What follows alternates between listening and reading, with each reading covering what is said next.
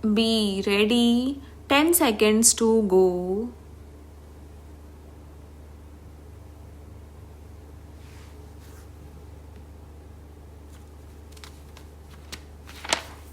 Start.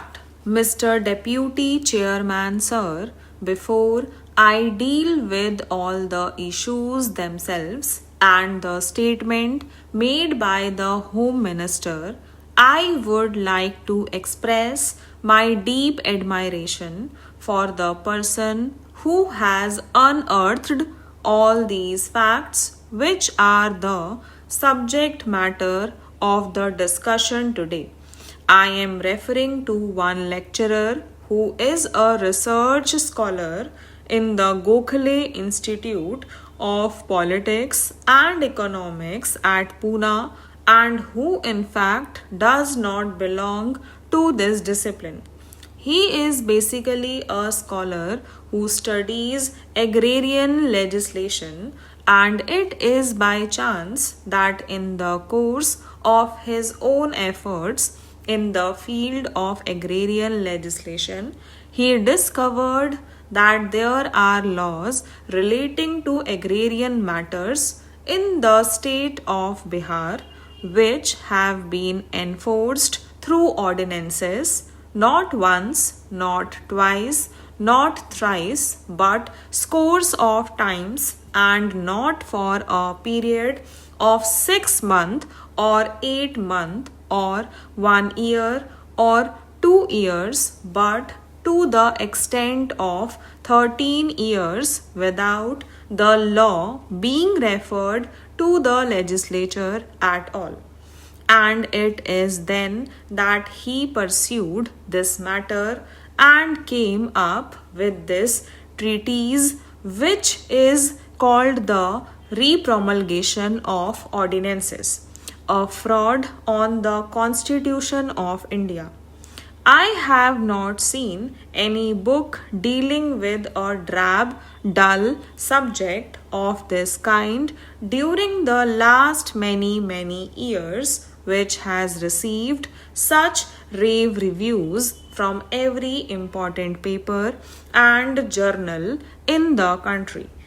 Everyone has said that this particular work that he has done is a signal services done towards the defense of the Constitution.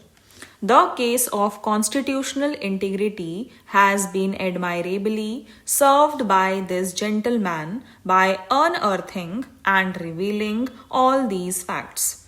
Before I would deal with the facts and come to the point, I would like to say that listening to the minister, I felt extremely disappointed.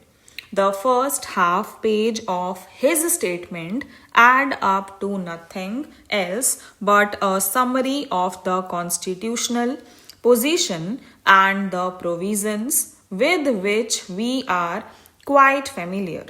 Everyone knows them. The substantial part of his statement comes in para 3, in which the government of India has virtually justified and agreed in whatever has been done.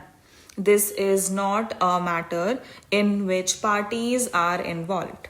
This should not be made a matter of partisan or political recrimination or fault finding. None of the parties here can exclude itself with regard to what has been happening. I came to know about this only recently. If I had known about these matters when I was in government, all that I can today is that I would certainly have exerted to rectify the situation from within the government to the extent it was possible for me do so. My discovery has come at a subsequent stage. Perhaps many in today's government of India also might have discovered it subsequently. Therefore, I did not intend to accuse the government of India or the Home Minister of perpetrating a fraud on the Constitution. I only wished to point out to him that in the state of Bihar, a fraud was being perpetrated over a period of years, and now that you have come to know of it, is the duty of this house to stop it. This is my humble submission now. As Council of State, we are concerned with what goes on in the states, whether the Constitution is being properly worked or not. It is from that point of view I have to raise this matter. Para 3 of the minister's statement says that the Constitution does not lay down any limit on the number of times substantially. The same ordinance can be promulgated by the governor. That is indeed the specious argument that those who are doing this day in and the day out in Bihar would advance. For ordinances, the criterion laid down is that the governor should be satisfied that circumstances exist which make it necessary for him to take immediate action and promulgate an ordinance. Whether the circumstances prevail as make it necessary for him to take such action is a matter for the governor to decide, so says the minister. This means that virtually we have told them that what you are doing is within the ambit of law.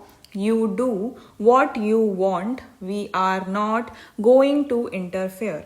Then comes the fourth para about the matter where the government of India has the authority to intervene.